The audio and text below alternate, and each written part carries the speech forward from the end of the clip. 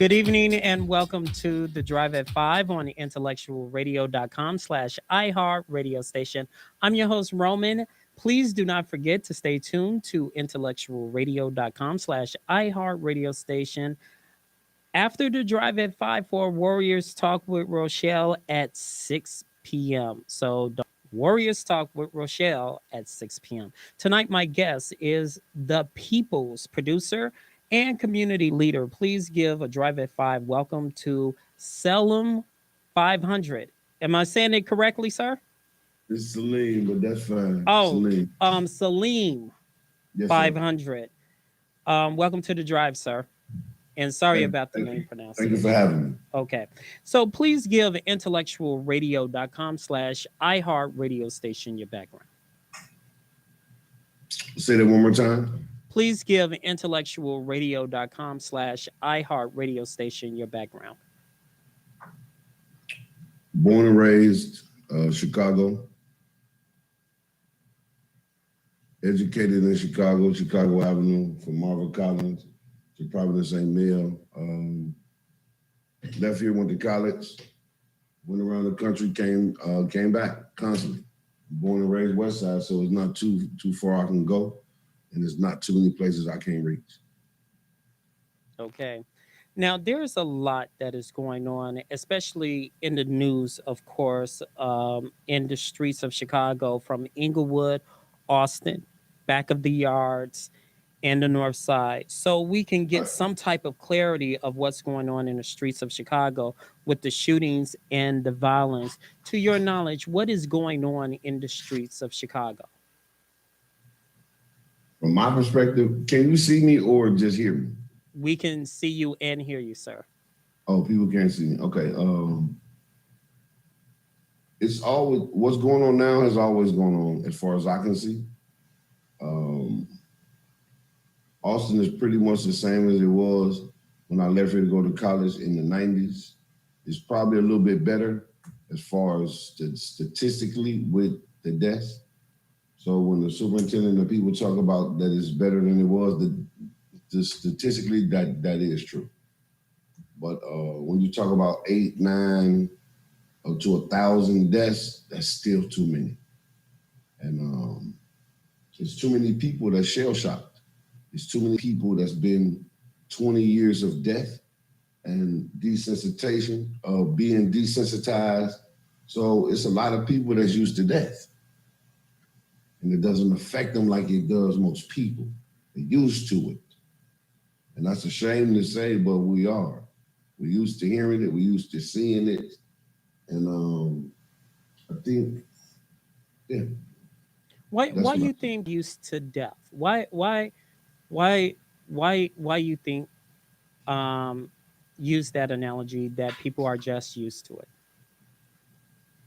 Well, because death is part of the natural cycle of life. So we all know that it's coming, but I think we're more concerned with the manner that is happening. You know what I mean?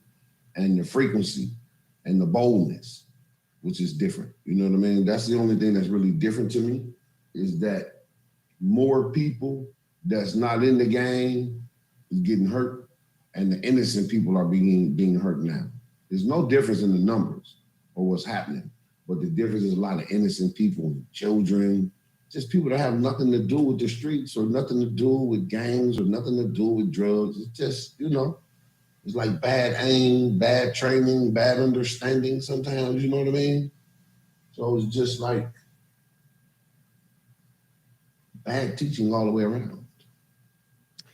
Is there a gang war going on? And because it just sounds like it's a gang war that's gotten out of hand. In your opinion, do you agree?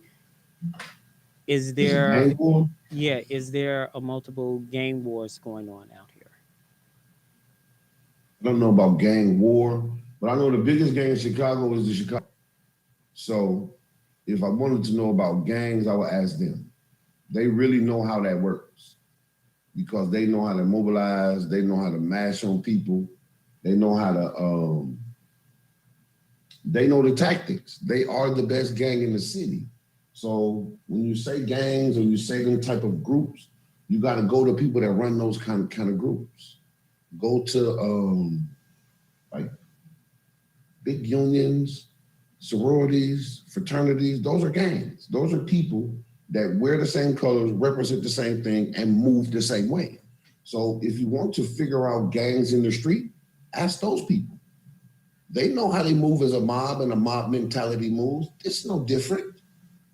Why are they acting like it's any different? They wear colors, they flag, and when they talk, they move together. Same mentality. I don't see any difference. But some people will question you about Okay. there is a difference because they don't go around. Besides what you're, we can set aside the Chicago police. Okay. But when you name sororities, when you name Okay.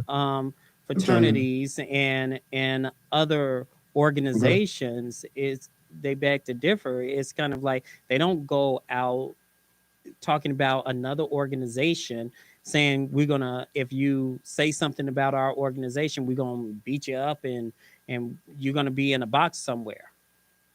That's not true. That's Okay. not true. Well, no, it's not. I don't see any difference with that. When a young person asks me, what's the difference between a GD, a Crip, a Vice Lord,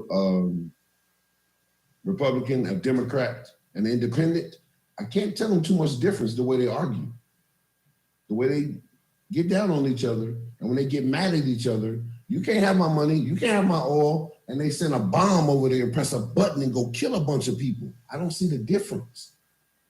I don't understand. The kids don't get it either. So you can't say that. That makes no sense. These people, when they get mad at each other, they talk to each other, they discuss, they get mad, and then they go kill each other. They send our children to go kill each other when they can't agree. So we're showing the children how to deal with each other. That's how we teach them.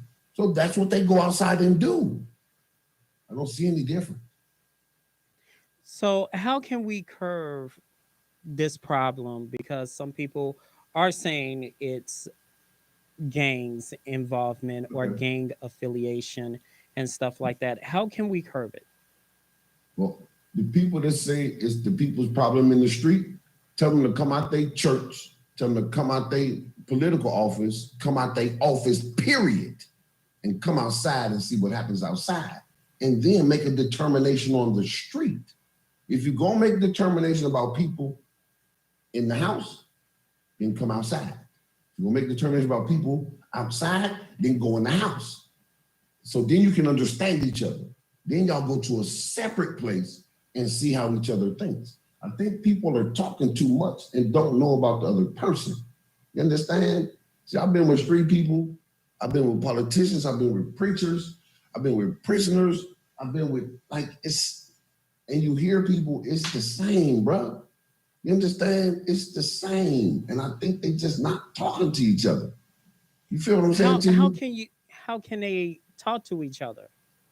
How they can listen to one another? How they can, you know, Okay. um, you know, How does solve. the preacher, the pimp, and the prostitute all talk? Where do they meet each other? It sounds like church. It sounds like the park. It sounds like the bus. It's the community, bro. When people don't fellowship and don't rock out like we used to with each other, it causes a disconnection. And that disconnection causes separation. And when that separation happens, we get what people have in this corona thing, like that cave mentality. They get together, don't want to come out. So when they do come out, interactions are different. You know this stuff? I think prisoners know better than most people about this shit. Excuse my language. Because when I talk to prisoners and people that's been in the penitentiary, it's like them and homeless people are the closest people to God I've ever seen in my life. I've never seen anybody be so thankful and holy as a person that's had it all and lost it all. You understand? They have a different understanding about what life is and being trapped and being confined and knowing what freedom is. That's the kind of person you need to let explain to a child It's about to give their life away and go sit on some man's lap or sit under some woman's lap. You have to really let the kids understand that what they see on TV and what this, I call it, that GTA, that Grand Theft Auto, you know what I mean? In Thirstyville, which is what we call Austin, that's like Grand Theft Auto live, moving. So the parents got to understand when you buy that game and watch that game. Because that game is what's happening in the street. See, when you give your children more game than you gave them, and then you don't watch them and monitor them, then they got more game than you. You understand? Y'all playing games. While they playing games, they learn how the game go. And their parents don't even know how the game go. You understand? So if you don't understand that, well, for people who don't understand that, give them some type of explanation. Because a video game is a video game. And the game that's in the street and the game of life, they mix together. So when you take a video game and you excel it and give it to a child and shoot it through their brain with them images really fast, it's amazing what it can do for you. Imagine if you put the math and the schoolwork in it. These kids will be outside shooting math problems. But instead, they're shooting guns and doing the stuff that they see on the video game. They don't know any better. They've been trained to do that. If you watch the game and play the game, you'll understand how at a young age, they've taken life too fast. They've been desensitized. All you have to do as a grown-up is sit down and play one of those games and see what it does to you as a grown-up with discernment. It's very hard to resist all of that. That's what movies and all this stuff is for. It's stimulation and it's energy. And I think we need to learn how to control how much energy we give ourselves and our children. And we can't blame them for acting just like us. We're grown and we can't control ourselves. How do we expect them to control themselves? So you're thinking that is part of emulation type of thing, right? And yes. Life imitates art. So I'm going to ask you this question because the movie came out called The Purge, and The Purge has a series, and you are a person that keep your ear to the streets and know what's going on. So I asked this question over and over again to community leaders, and I'll ask this question to you. Are these teens and young adults purging in the streets in the city of Chicago?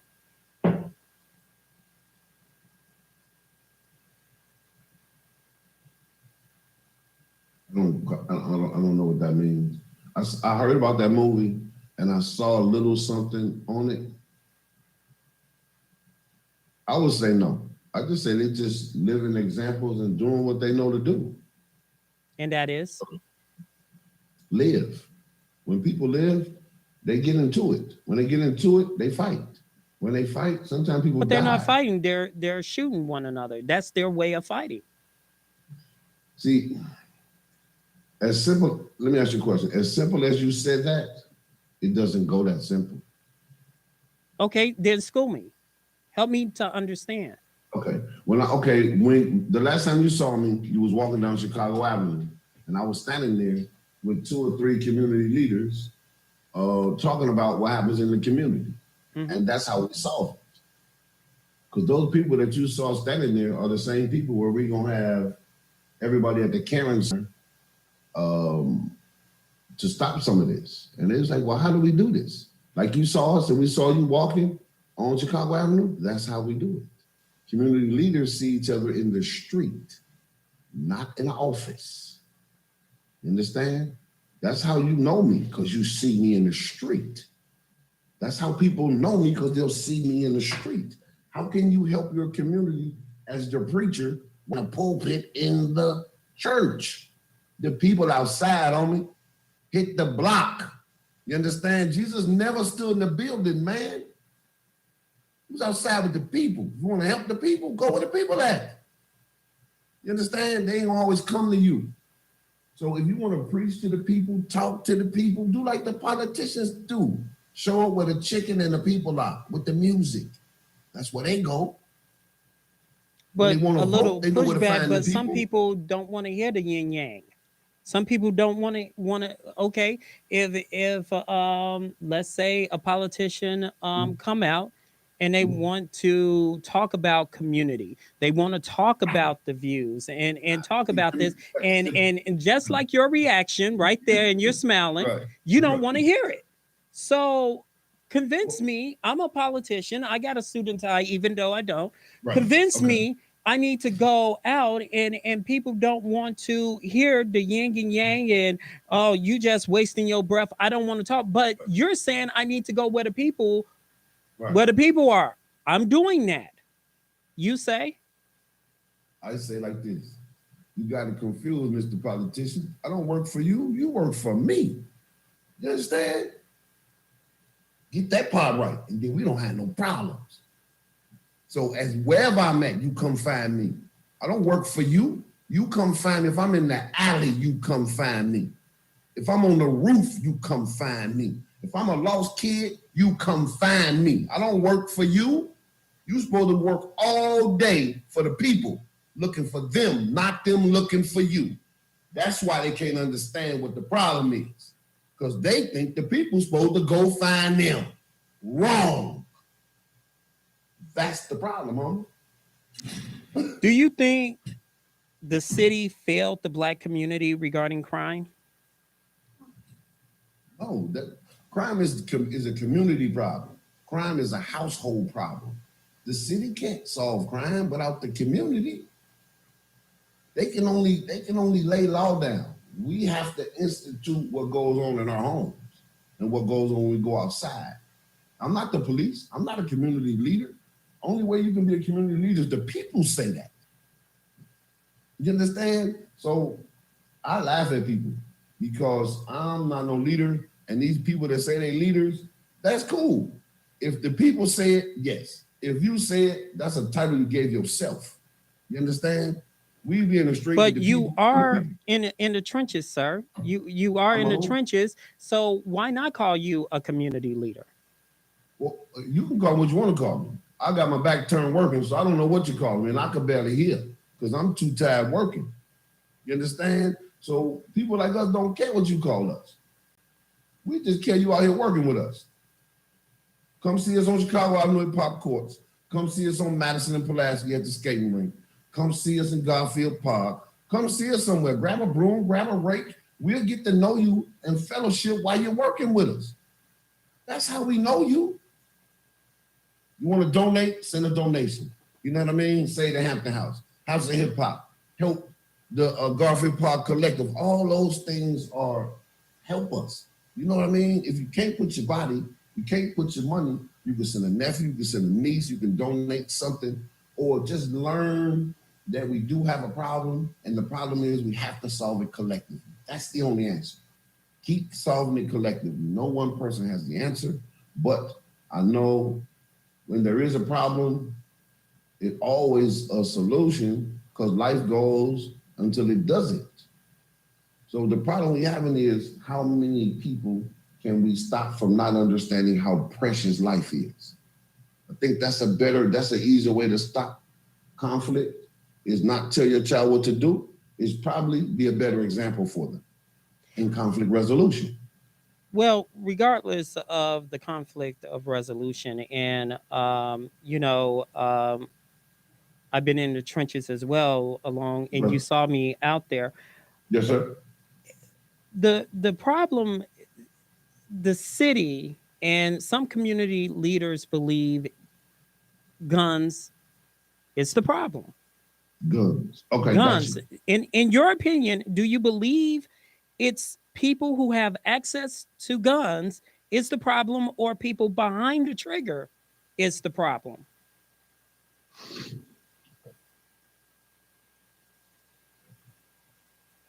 Are you asking me a personal question or a legal question?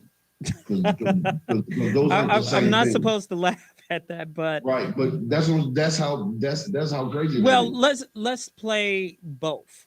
Okay. both ends of the stick here, because there are people that's like on a legal side and on a personal side that wants to know. Okay. Well, what I'm saying to you is when I said legal and personal, because is it the Second Amendment with the thing with the guns? Whatever it is, whatever the right is, to bear arms. So there is no other question. You can have a gun. You just have to do it legally. Now the question, I don't know if that's the question you're asking me, but Well, guns are legal. what I'm saying, sir, is Okay. basically it's easy to access a gun, and that's what the mayor and the superintendent Okay. are saying. Oh, And you're talking about the straw purchasing. and some You're talking about people straw purchasing. say that one Is more that what time, you're talking sir. about? You're talking about straw purchase? A straw person, yes. Okay, a straw purchase. I'm trying to. Well, we're talking, so go ahead, so I can completely understand what you're saying. A straw purchase. Is that what you're referring to? A straw person that have easy access to the gun. Okay, a straw purchase is when a person purchases guns through another person from another state, kinda. That's what they're fighting over. Okay, Illinois has a different gun law than Indiana. So you can go to Indiana and get guns easier than you can in Illinois. So the difference is not, it's the difference in the laws in the states and people carrying them back and forth. I think that's what you're talking about. And like anything else, if the laws aren't the same in different states, people gonna go by the law, bro. You know what I mean? So if the law says you can have two, you get two. You go this day and get five, you go this day and get five. So what they're trying to figure out is how to stop people from doing what they're not supposed to do, but the law says you can do. But it's morally wrong. You understand? But the difference is it's really hard to put a moral law after it's a legal law and you want to change it, but you don't want to take people's guns because you can't, because they need them, but you want to control them, but you want to make money, but you want people to have guns to shoot 3,000 bullets, but you don't need that for hunting, but you make money. So you don't morally know how to tell people not how to make money. So they just leave it up to whoever. That's what's happening, bro. That's how I see it. Maybe I'm a little strange, but that's how it looks like to me. So when it gets into a problem, nobody knows what to do. And they be like, oh, I don't know what to do. Yeah, you know what to do. The criminals know what to do, like the law know what to do, what the law says. I don't know what people's problem is. The law says you can do this. In Illinois, we have one of the strictest laws. Indiana doesn't. Huh? Indiana doesn't. That's your problem. See, So Illinois can say, we can do this. But if you go to Indiana and do that, that's why they have a problem. They have to do it together. Just like the children see us ununited in working together, we don't have unity in anything. It's an example all the way around, from our households to our church, to our government, to our streets. It's a perfect mirror. I read the Bible, I read the Torah, I read the Quran. It says the same thing. It's a mirror. Your children are a mirror of who's in front of them. You're not going to get around this. I don't care how smart people are. I'm slow, but I know that. I know that. So you think that the bordering states is like they're looking for Smokey the Bear, for example, and that's your Smokey the Bear. That's what you're saying. Well, all I can tell you is people are going to do what the law says. It's just the law. You see what I'm saying to you?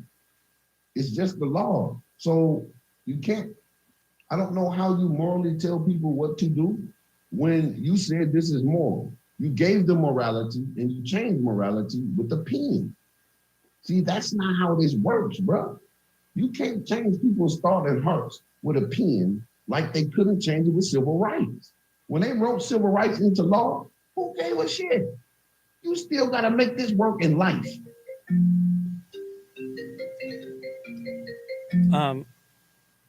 Pardon me.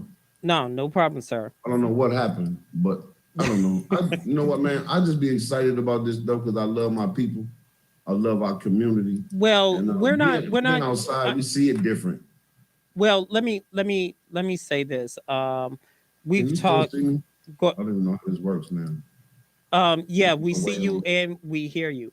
What Okay. what you and I talked. Yes, I sir. I know back then, and a lot has changed since then. And one of the things I wanted to ask you about is the music that's been going Okay. on. You're talking about emulation. You're talking about what they see in front of them, what they hear. You discuss Grand Theft Auto. Now, I want to pose this question to you. Do you think drill music has some shape or form, fashion, is contributing to the violence here in Chicago? Contributing to it, I think drill music is a vibrational boom to the world, man. You understand? It's like this little drum, man. It's like the beat of the drum, and the kids are really, really good reporters on what they see. And the rest of the world embraced it, and it is what it is. It's just what they say because they're not making it up. I think they dramatizing their life, and since it was given to them so fast and without any rules, they just do what they know to do. You understand?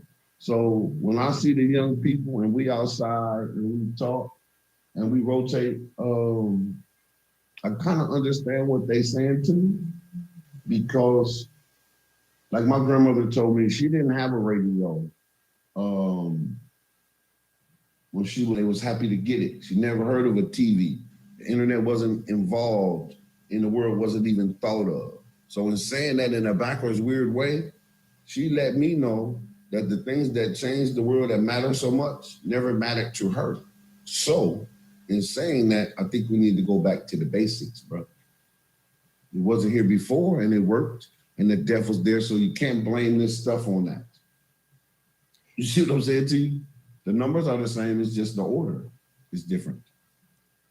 As a community leader, what are your thoughts on the drill music scene? And is it time for YouTube and social media to do away with it? Um, You got to go ask Jimmy Iovine and go ask WGCI and 92 Point Q because they the radio station and they the ones that pay for it. Go ask Jay-Z and Rock Nation. Go ask SoundCloud. Don't ask these kids. Jimmy Iovine gave them the contract. Atlantic Records pay their bills. Go ask them. The radio station play it all day. The kids don't play radio on the music. They don't program YouTube. They upload. The radio station plays that. I don't know a teenager with a 40 drum that go on a radio station and tell that PD to play that music. You can't blame that on the kids, bro. They play just like people that buy guns legally. They do what people tell them to do, right? If you want the drill music to change, go tell a record company stop buying it. Stop telling them to make it. Stop letting the radio station play it. If you don't want it on a radio station, tell the sponsor not to sponsor the show. Stop blaming the kids for making it. And why you want to stop like the kids from making it? I don't want to stop them from making it. I want it to stop from happening so they don't have to make it. You understand? That's a difference, bro. That's a difference. See, I don't think they're wrong for saying what they're saying. I think they're wrong for doing what they're doing so they can say what they're saying. That's a difference. So the ones that's living a life because that's how it is, and the ones that's living a life to repeat it and be a part of it, we have to make the distinction of why would a child want to be in poverty when they don't need to, and guns and drugs and death, what makes them in their home not have enough love where they leave the suburbs to come to the hood and do drugs? What the hell is going on in their house that the kids in the hood trying to get out their hood and go to their house? So that means the same thing in the suburbs is going on in the city. Because when you talk to the kids in both of them places, they both sick of their parents and they sick of the shit. So I don't know what the difference is. If a kid in the And suburb has the same problems. and why is that? Why they're sick of their parents? Is it because of the restrictions? Is it because I just wanna know. Me talking to them and me still thinking like I've been a child my whole life because I had my father for 47 years of my life. So there was no reason for me to protect my mother, buy my mother a house, or do anything like I thought I had to be a man because my father was a man. So I got to learn to be a man. Until he wasn't there, then I could take over and take care of the rest of my family. So in understanding that and raising me, I think that was what some people were missing, which is somebody to guide you and tell you that you don't have to be cut off at 18. I don't know who said that to people. I don't The know where that government. comes from. But those things are the things that keep us connected. I think that's what we got going on, just connection, bro. Did I answer your question? I'm not sure. Well, we can. That's what the music is. Fatherless music, guideless music. All the questions you're asking me are leading to the same things. People being left alone to do and say what they feel like. And I don't want to judge them for what they're saying. I'm hearing what they're saying, and I'm in pain with them, bro. Because see, if What you are they go saying? ask the What are they kids, saying, sir? man, they in pain. They hurting. If you listen to the songs and they telling you that I don't know how to do this. I'm in pain. Somebody hurt me. And now I'm going to be tough so nobody else hurts me again. That's what I hear, man. I hear a bunch of young boys that when they see me and talk to me, what's up, OG? OG, how you doing? Because see, I live my life on black man status. You understand? Black man status. So not stunting on young people. Not stunting on young people. You don't stunt on young people, man. They geniuses. And I still think I'm a young person because the elders that ran my community when I left to go to college are still running my community.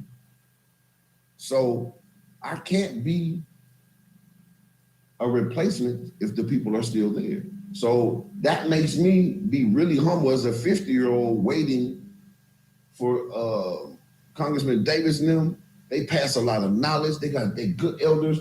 We don't want them to go anywhere. We want them to keep teaching us how to take over, how to train the next generation. I think. But some people, in a little pushback there, some people think that and they're saying they're there too long. They're not allowing other young leaders to lead. They Well, don't. see, They they have to don't. learn to learn. You have to train to lead. You can't just lead because you think it's your turn. What have you done in the community to be a leader? Not go to school and learn to lead. What have you done in the community to lead the community? What have you done for the congressman, with the congressman, to replace him to know what his job is? Have you interned in his office? Have you worked with them? Have you dialogued with the people he dialogued with? So when he transfers his power of 40 years, you're telling me that a brand new person that hasn't trained with this man is going to do something for Austin. See, people better get off that high horse on me. I'm telling you, somebody better go with the congressman and learn what that man knows like I'm doing. I'm trying to learn how this stuff works, man. We have to take over one day. We have to learn from our elders. If they're not going to teach us, we're going to stand there and watch. We're going to learn what the law says. We're going to learn what we're supposed to do and be ready. You understand what I'm saying to you? So I wouldn't give it to us either. It don't look like some of us have proven that we're ready. So if the elders feel like that, that's how the young people feel too. So that's why the young people mad, because if the elders won't give it to me and I'm 50 and he 25, what makes you think he ever got a chance to get to lead? I'm gonna tell them the same thing I told you. Hey man, I'm preparing myself to be able to lead. You should do the same thing. Let's find some good people that we believe in that we can rock out with. That's organization, that's teamwork, that's trying to get them. So for me, being in the middle of 25 to 50 to 75, I'm trying to be a traffic coordinator and be like, look, bro, I'm trying this music thing. I'm trying to help the neighborhood. You know, we can all do what we want to do. You see us with famous people. You see us doing all kind of things. So we making a personal choice to say, hey, go get a broom, go get a rake, go get a garbage bag, go get somebody, and let's go do something else. You gotta personally say, hey man, we're not gonna cause trouble. Hey man, we're not gonna do this. You have to actively say these things to change, not just write it on word. So it's a process. So if you see powerful people pull over in their car and get out and do something that you've never seen them do before, it may make them do the same thing. So when we stand outside and you see us on Chicago Avenue, on Madison, engaging and then going into the blocks and engaging, I think some of the other people in the community should do the same, and maybe that can transform some of the blocks. But the young people will see that somebody care. I think they think people don't care because they ride past them, they talk about them, and they don't listen to them. And if they listen to their music, they will hear that they're in pain and they're young people that really need a hug and somebody not to judge them. That's why I like Dr. Wilson, because he'll come outside and listen and talk to you. You know what I mean? And hear what you got to say. And he one of them people that got it where people should understand. He'll hit your hand, man, that if you might not have understood what was going on, he'll hit your hand just so you will come and you will know how to bless somebody else and be a blessing. That's the best example in the world, man. Be a blessing, and being a blessing is the best way to teach somebody to give a blessing.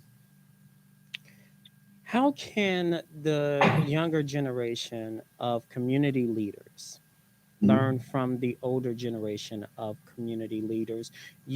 We just talked a little bit about that, and you Mm-hmm. mentioned Danny K. Davis, but it seems like there's a disconnect It between definitely is. It is.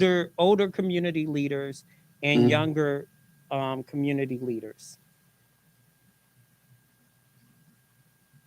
Well, that's why I said this. When I told Miss Vanessa for the SSA in Austin, this the lady that I feel like got the spirit in this neighborhood to help. Um, all I can say is I lost my train of thought because I got to thinking about Miss Vanessa and the younger people in our community that's moving here that really want to help, that's helping.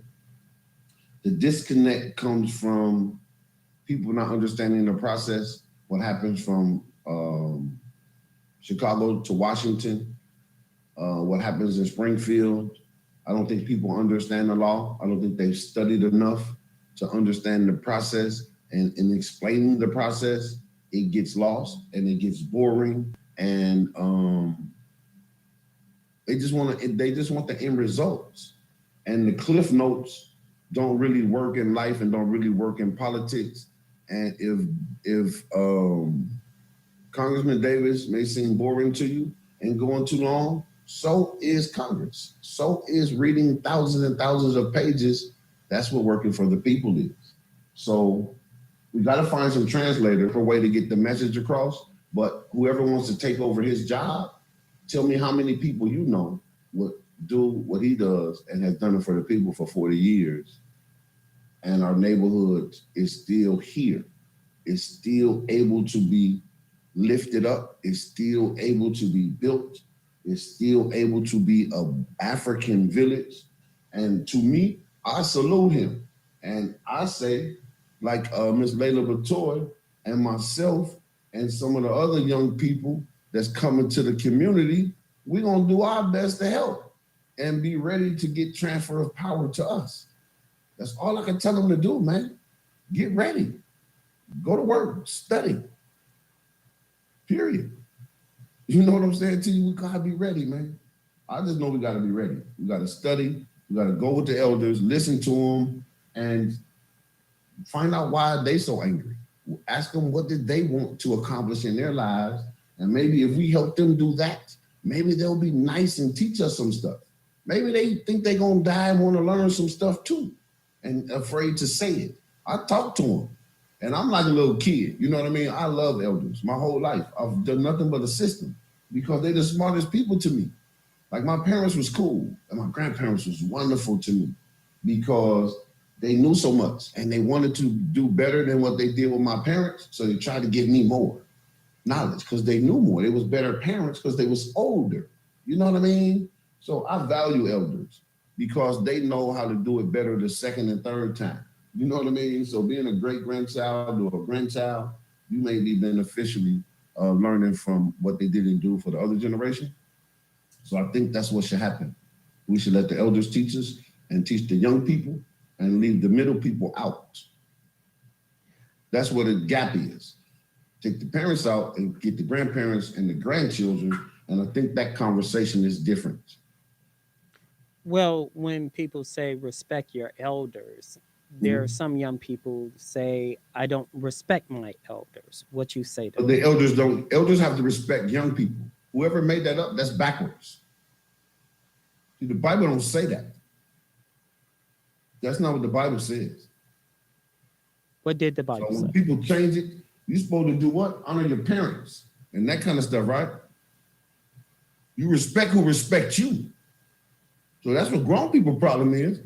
If I'm a kid, I'm not respecting you if you don't have respect for yourself and you don't respect me. Just because you old does not mean you demand respect. Period.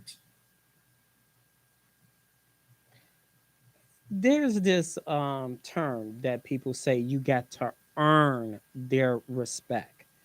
Mhm. And I say this, I said, brother or sister, I don't know you. I don't have a disagreement with you. Okay. The respect should come automatically until I do something to you. Who So told you that? what I'm saying is it's kind of like you got to earn somebody's respect. And I'm like, why should I earn respect if I don't know individuals or I don't know this person? It's kind of like I supposed to have that respect until I have that distrust in you. Then you understand the disrespect. Mm. See, I don't know about that because I never tried to earn nobody respect, nothing in my life. I could care less. You understand? I never thought about that before. You just put something on my mind with that one. I just got this look on my face like, what? Well, to me, when you walk in It's a kind of like, room, if you want me to explain further, it's kind of like no, this. I understood what you said. Oh, I okay. just I just personally never thought about it like that. And you just made me think like, wow, okay. So that's why sometimes when we're talking, I flip back and forth because I can't be a person in the street and not understand the world from other people's perspective. So the reason I think I fit in so many different places is I know my personal thought and I know myself so well that I know when another person is telling me something that is from their thought and their mindset, and I could shut my thought off like I just did with you and be like, damn, that could be what's wrong with some of these people too. Not understanding the other person, like they say, walking other people's shoes. You can't see it from another person's perspective, their point, if you don't put yours down. Communication has to be seeing it from the other person's perspective also, just so you can understand. And I think what you just said is a key point where people probably have to do, which is to accept another person's thought for you and about you.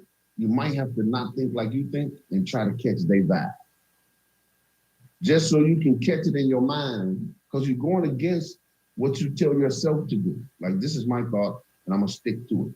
But if it's something that needs to change, you might have to have another perspective for it to change. Like sometimes you'll leave home and go to a new place and have a new thought because you have a new environment. That's the same thing that just happened to me when I thought about how you said when you walk in a room.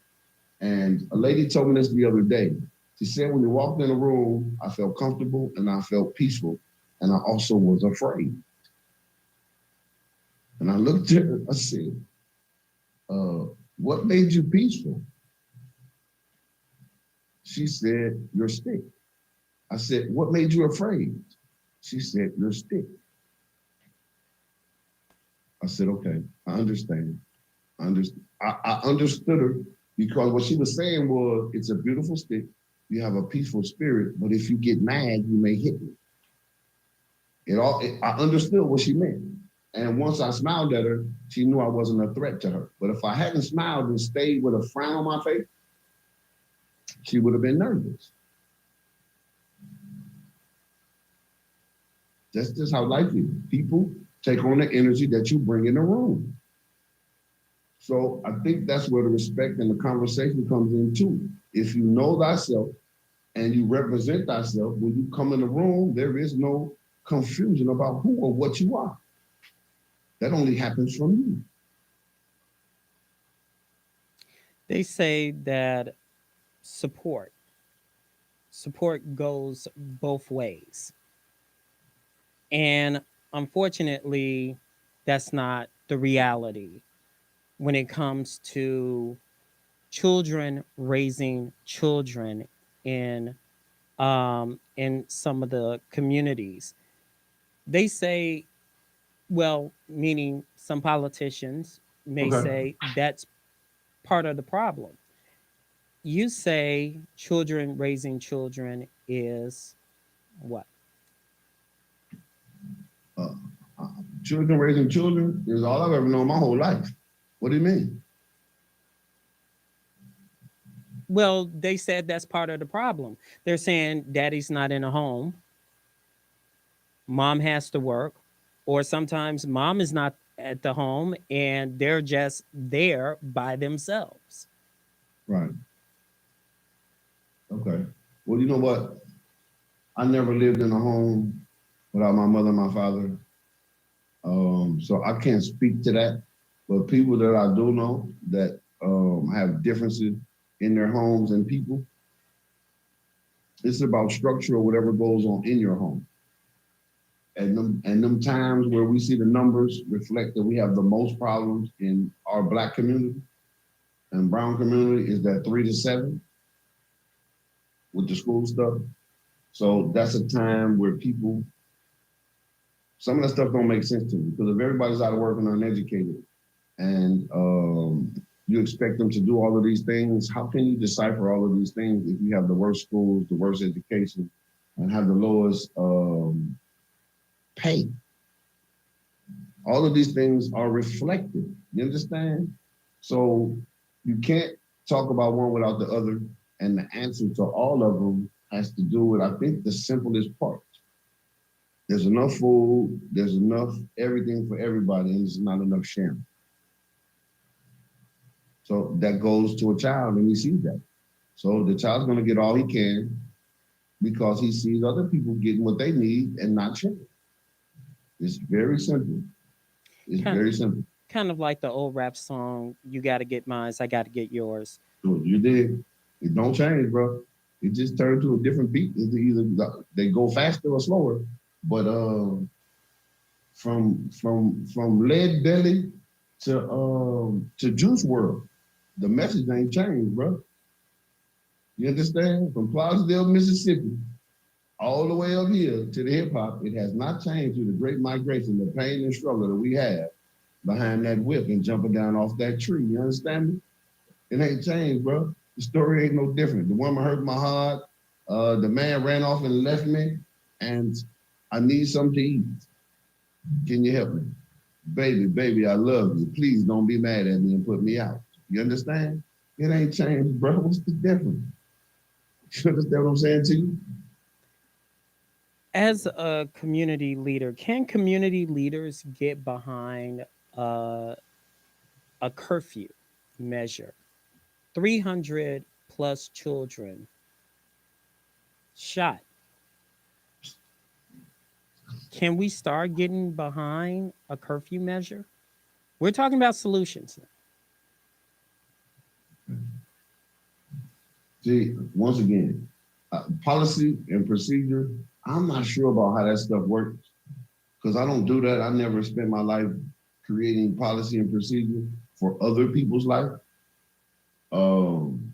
I've always been able to follow what rules are there from my parents and follow my own rules of myself and my spiritual rules of knowing when that thing happens that I need to leave, I need to leave.